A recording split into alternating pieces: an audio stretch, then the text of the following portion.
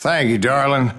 It's interesting how the truth can sometimes seem mite malleable, depending upon your point of view.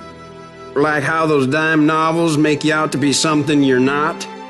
Jack, don't be starting trouble. No, he's right. They do tend to exaggerate. Did they exaggerate your part in taking down the Daltons? Well, I was there in the flesh, boy, so I saw what happened firsthand.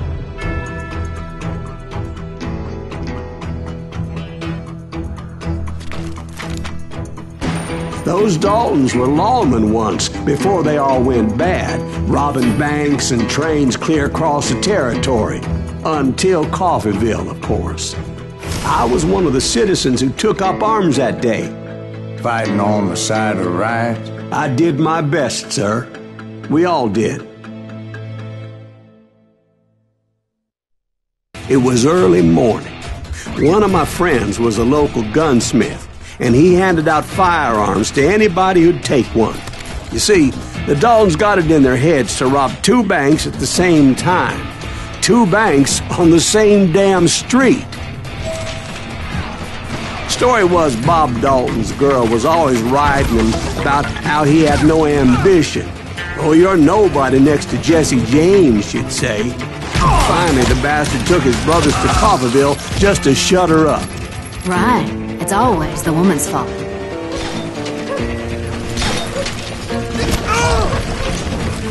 Well, the locals recognized the Daltons right off. Before they could get away, half the town took up arms to defend their property. Put some holes in them!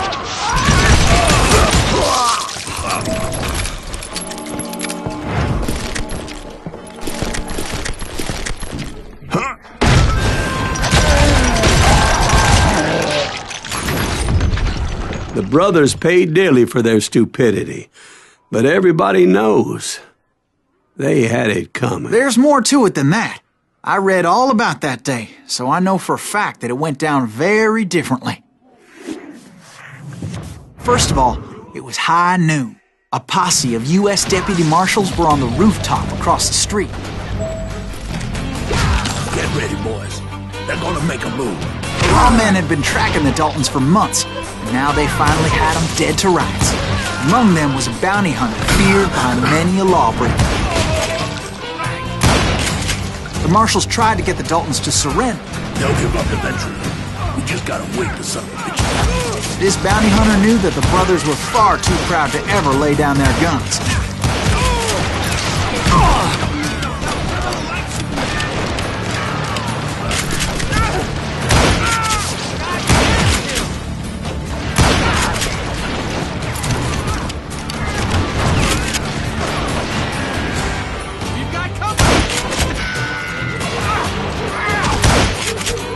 You ain't stopping me!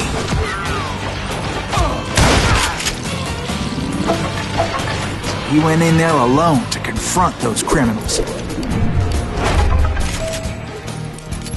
One of the marshals shouted, "Where are you going? Are you crazy?" Hey, where do you think you're going, dumbass? That rifle's mine. But he paid him no mind. He saw a way to get around to the back of the bank. Then he figured out how to hit the Daltons from a direction they weren't expecting.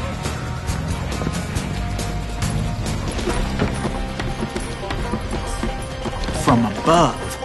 Fortunately, a water tower was right there. A moment later, he was climbing up a steep ladder, laughing at danger as he did. It was brave men like him who risked their lives to tame this wild country.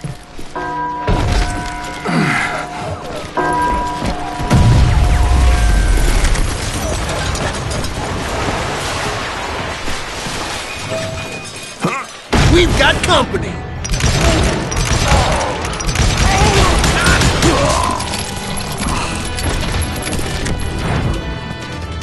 Is that Silas Greaves?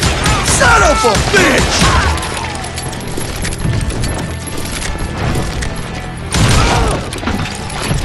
Come out, you yellow bastard!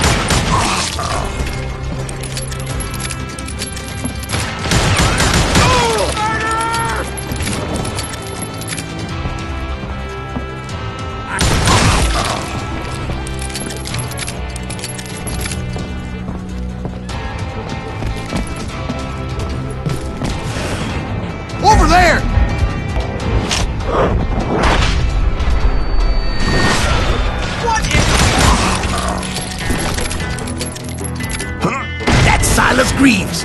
What the hell? Blam! Blam! He came away victorious, taking down those thieving Daltons.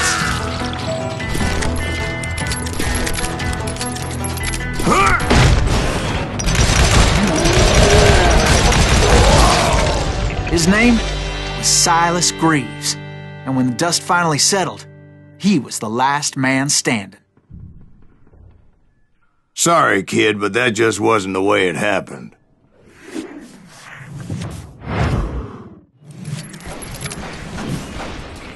It was early evening, not high noon. The Daltons blew up a safe, and were all set to hightail it out of there. I was late to the party, and Coffeyville was already up in arms. Those pathetic deputies surrounding the bank were dropping like flies.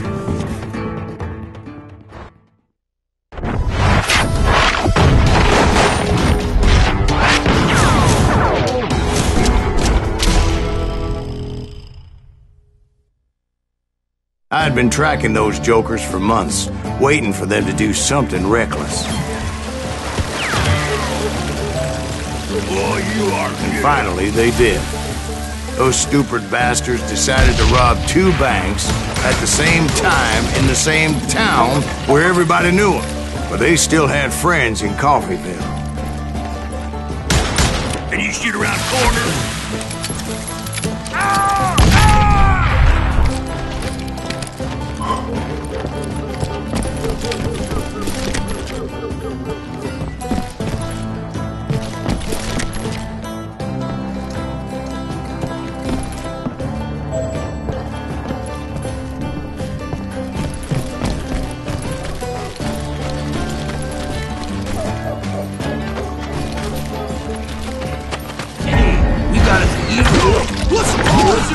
And those friends came after me like a pack of wild dogs, tooth and nail. They were coming at me from all directions. I caught sight of the Daltons running with the money and didn't want to lose them. Problem was, they knew the town better than I did. And to top it off, I found myself in the middle of another shootout entirely. Did the Daltons hole up in somebody's house? No, it was the Smiths, I believe. They were cousins of the Daltons. And they were shooting at the Browns, who were shooting at the Daltons. Which wasn't any surprise, because those 2 families have been feuding forever. And since the Joneses are related to the Browns, they shot at the Smiths, pissing off the Heimhoffers, whose daughter recently married a Smith. Well, bullets were flying every which way as all the old feuds in Kansas caught fire all at once. There was a hell of a lot of pissed off people in Coffeyville that day. But that's just the way life is sometimes. Shit happens.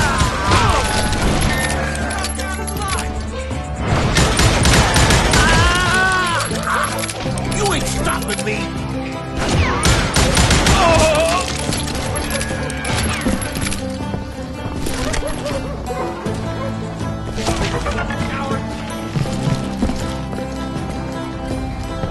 I ain't backing down!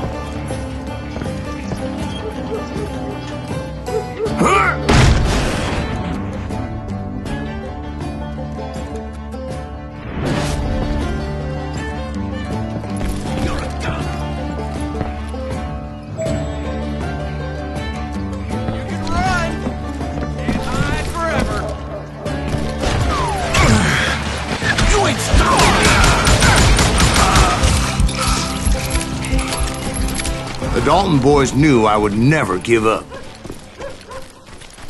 Those Daltons weren't the sharpest knives in the drawer, but they always stood together. They set a trap to slow me down and allow at least 2 of them to escape. The 3rd brother stayed behind to plant me, just in case that trap of theirs didn't work.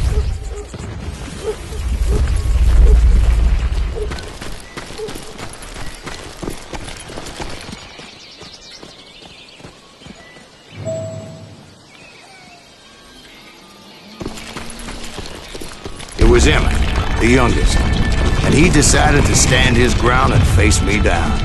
I ain't afraid of you, Silas Greaves. This is where it ends for you.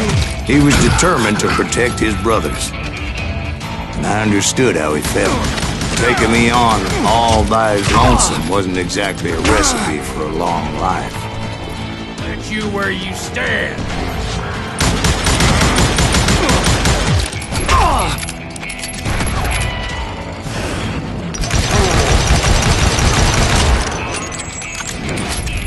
Gonna beat you like a red-headed stepchild.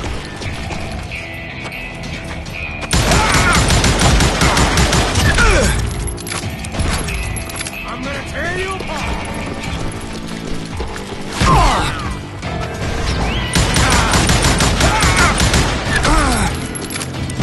Gonna send you to the bone.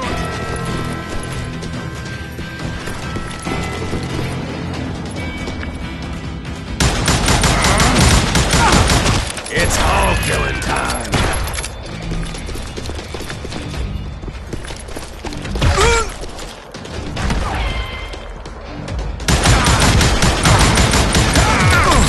You ain't getting by me, Greaves.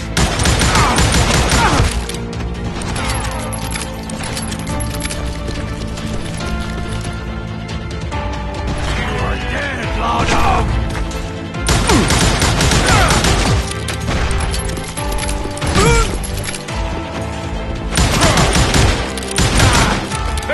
I'm gonna cut you in half.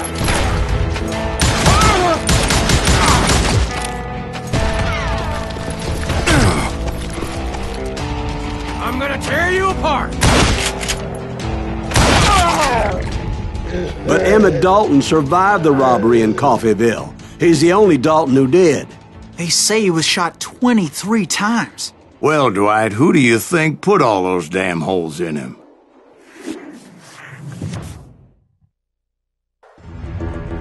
But I have to admit, that boy had grit.